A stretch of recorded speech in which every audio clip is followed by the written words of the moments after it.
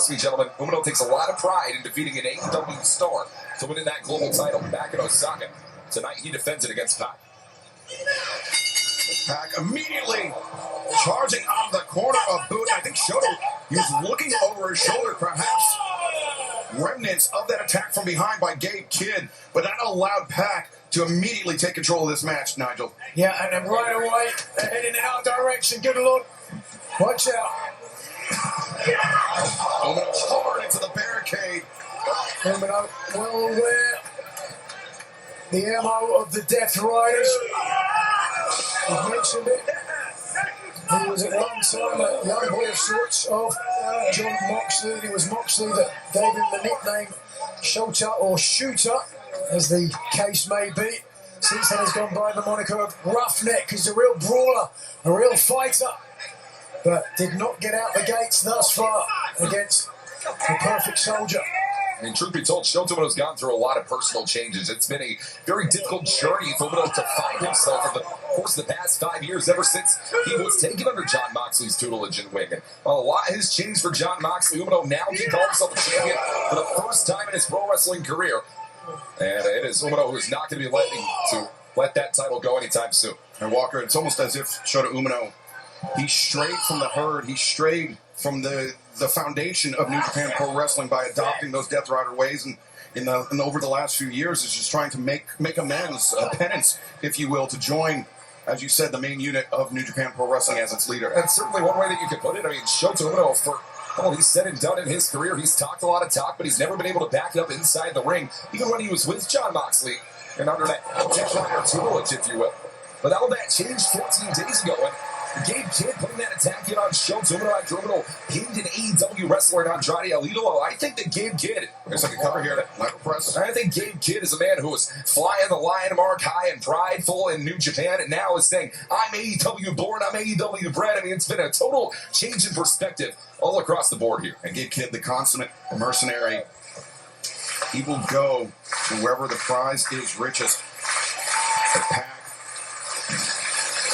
He's a man who, albeit at different times, almost a cracked mirror version of the pro wrestling journey of Shota Umino. Of course, Pac, growing up in Newcastle, spent large portions of his career in Japan competing, learning the style. Likewise, Shota Umino, born in Japan, spent large portions of his career, I believe it was almost 5 years, that he spent competing in the UK.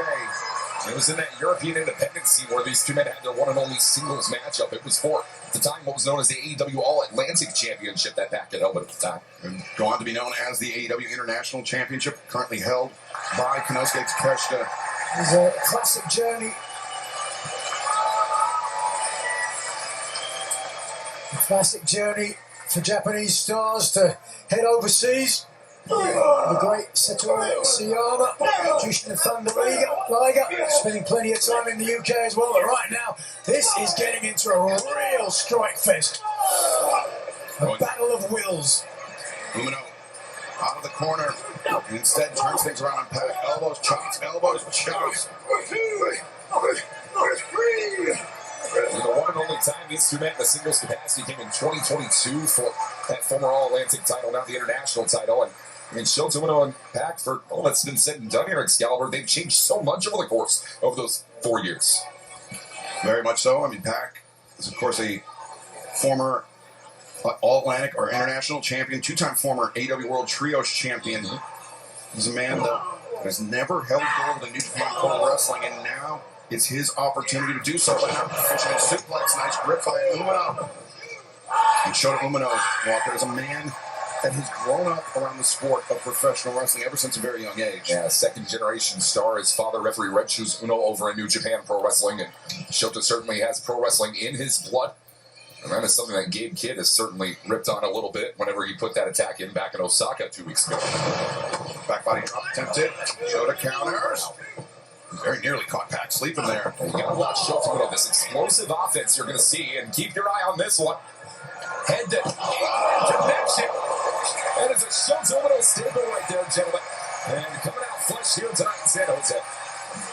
Pac might need some staples in the top of his head. Planted firmly on the ring apron by Umino.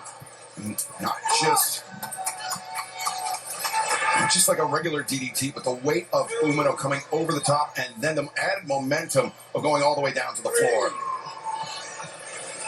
So why you can talk about between Shota Umino and Pac in terms of experience differential. I mean, the one tour that Pac did in New Japan in 2012, Shota Umino hadn't even started his pro wrestling career. I mean, that is the levels of experience we're talking about here for the challenger. The official up to 7 here. Walker, to your point, Pac with more than double the in-ring experience. And you can see, I mean, we're looking at it right now, Excalibur. Taking it back to the outside, getting right into the mental of Shota Umino. But now you know what this tells me, that Pac, that he got his bell rung by Shota. Definitely a possibility. Slowly. Oh! Ding, ding. The drop kick by Shota sends Pac hard into the barricade. You can see how far that barricade moved due to the impact. Oh no. Top of the head. A lot of head and neck trauma from Umino to Pac, and that's going to set up beautifully for that second chapter, the Northern Lights bomb that Umino used to put down Andrade 2 weeks ago for the title. Just watch this. It was Pac backtailing and then straight driven. The guardrail moving. And if you want some impact, watch that spiked Pac right on top of the head with the previous damage on the apron. The Death Rider is hurt. Can he come back? A return to the ring. It's the Bastard Pac, Shota Umino, sticking close to his challenger. Try something up. Jeez. Just depositing Pac with force. 2. Oof. Explosive kick out by Pac. God, buy me dinner first. My God. Look at the eyes of Pac rolling around in his skull like marbles. I mentioned Shota's experience on the European independent scene. It was in those travels where he developed a friendship with Will Ospreay, Kyle Fletcher, Mark Davis, in very, very different times, Walker. And it was that one. Oh, wait a second. Belly overhead throw. Seemed like Umino tried to pull up short at the very last moment, but Pac just too powerful. Couldn't avoid the throw, avoided some of the impact, but instead it was the left leg of Umino that collided. And instead, look at that, just absolute stopping a mud hole if they have those in Newcastle into the chest. I think they have mud everywhere. But they're more than their fair share, to be honest with you. I've been in Newcastle. This is far from the first time Shota Umino has had to collide with the Death Riders. Defeated Claudio Castagnoli, then the Wrestle Dynasty in the Tokyo Dome last year. Introducing the hardware tonight. Change of complexion here. And Shota has no intention of feeling the effects of that table, Pac. And what do you say, Shota pass? Shota being warned by referee Paul Turner. And Walker, as this is an IWGP Global Heavyweight Championship match, it is a longer count instead of the standard 10 count before on AEW. Japanese style 20 count inside or outside the ring, rather. That does not make a table shot like this legal whatsoever, and our official going to allow a little bit of leniency here tonight. Cross kick. Catching Shota flush on the jaw. There was a shot through a table that ended Shota Umino's New Japan Cup run in March this year. Former New Japan Cup winner Callum Newman on that night. I think that this could very well spell bad intentions for the Roughneck going forward. Well, watch this. Looks over his shoulder. Oh, no. Springboard. Sliding moonsault from the Bastard. Makes it look easy. Doesn't even cover it. Absolutely seamless. And the official starts the count again. Up to 3. Pac with 17 seconds to employ some damage. Oh, but instead electing to go inside.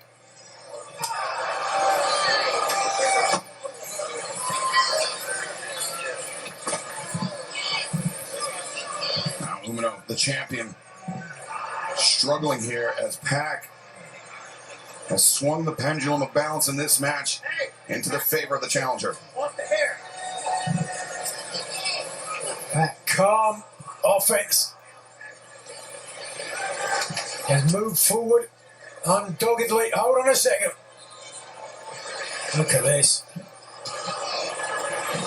Pac. Champion and challenger alike perilously balanced on the top rope.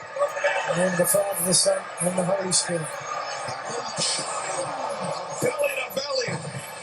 From the top, avalanche style. Now cover, leg hook, and narrow escape for the champion. They are not training for bumps and blows like that in the New Japan Dojo, gentlemen. Pac is really unleashing a different level of violence on Shota Umino that he has not faced before here in AEW. Watch, Pac had his hands trapped nowhere else that Umino was going to go but down. And plenty of whiplash as well. Lower back of the champion seemed to be causing him problems from the get-go. Good Dave Kid. They have some thanks for that. It was the vicious blindside attack by Gabe Kidd in Osaka 2 weeks ago that set events into motion leading to this match tonight. And it could be that attack that leads to the coronation of a new IWGP Global Heavyweight Champion. Let's see what you made of, Pac say. Let's see it. Bring it. I want to see the roughneck. For a long time, some vocal members of the New Japan roster, Gabe Kidd notably, said that Shota Umino was a poser, that he was only in this position because his father was a referee for New Japan Pro Wrestling. Shota Umino is on a mission to prove tonight that he is bound and determined to be a top champion all over the world for as long as he damn well pleases. Umino with an opportunity to prove that he is his own man. Yeah, that's hard though. That's a difficult thing to do. Really got caught flush there. About red boots, red lips, and the part of Umino now caught a couple of forearms from the heavily muscled. And actually, the most impressive thing about Pac is it's actually very similar to Bandito, that he's able to move with such grace and elegance from the top rope, but then also has the power to create a completely different problem for his challenger, or for his opponent. We talked about the complete package. I've said it a number of times. Tony Schiavone has called Pac one of the most complete athletes in AEW. And now Umino is going to have to dig deep. He's going to have to step up. He's going to have to earn his spot. When you wear championship gold, the world is coming for you. Elbows being exchanged. Umino creating some distance, really winding up to lay in his shots. Pac, though, attacking rapidly. Shota. There's one thing Shota has improved over the course of the last year, and it is his stand-up fight game. And you're seeing it on display here at Excalibur. Elbows now. Shota pressing the better. Pac now lured him in. Misdirected there. As soon as Umino raised the hands, Pac struck with the... Oh! What about striking? Oh, wow. Umino takes the bastard down.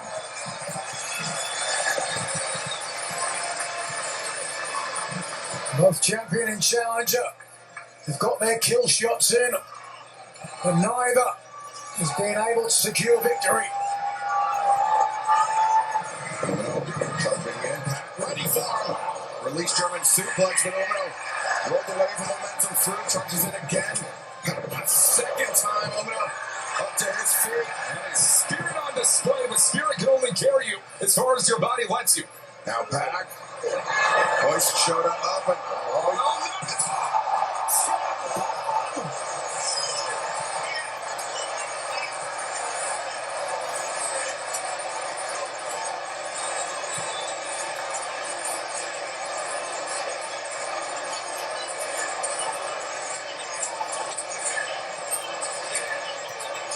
Let's take a look at this one more time here. Damn near killed him. That's awful. Oh, Hard to watch the champion's body clattering through the table that he set up. Ooh. Lumbar through the lumbar. And now Pac on the climb. The bastard to the top. The 450. Another brutalizer locked in, the brutalizer. Pac not resting on his laurels. A lesser man would have been frustrated, but following forward, and look now. You can tell just by the body language that the champion is fading.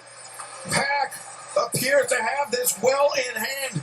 2 weeks after the biggest victory of Shota Umino's career, we could be moments away from it all crashing down. 2 weeks after the biggest victory, but 6, 7, 8, 9, 10 years of a journey, and it cannot end like this. Shota fading with every passing moment. He tilts. Can he make it to the ropes? Can he find a break? He does, but Pac using every bit of the referee's count to inflict more punishment. I think the many lengthy battles against Zack Sabre Jr. Umino's had over the last year plus really prepared Umino for a lot of these holds. This is going to be not good for the champion. All the way up. Oh, but Umino moving. Pac adjusts his strategy. Goes through. Shota. Cracked Pac on the jaw with that one. Oh, the headbutt. Sends the bastard down. And now Shota. Waiting for Pac to rise. Waiting to let A strike knee! Strike knee! 2.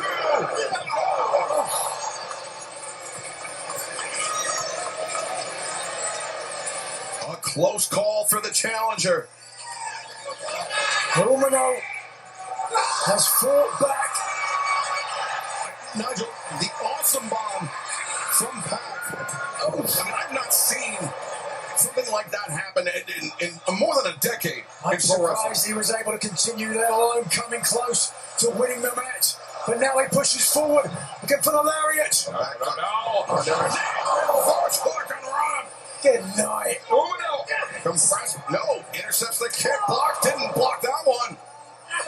Back on the move. Umino pops him up on the move. From Shota. Clean blocked him! 2. No.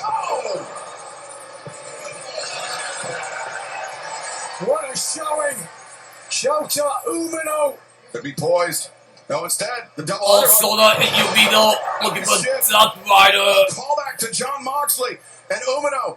Now looking for that second chapter, that Northern Lights. Death Rider, and now the second chapter. The second chapter. 1.